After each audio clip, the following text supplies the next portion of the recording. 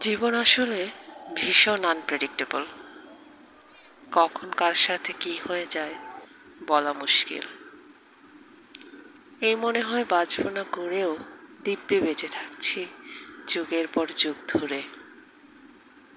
অথচ কেউ কেউ লম্বা জীবনের পরিকল্পনা করে রেখেও জীবন তাদের হায়াত দেয়নি সেই পর্যন্ত। মাঝে মাঝে মনে হয় এই এক জীবনে সবচেয়ে বেশি জুলুম সম্ভবত আমি নিজের উপরেই করেছি।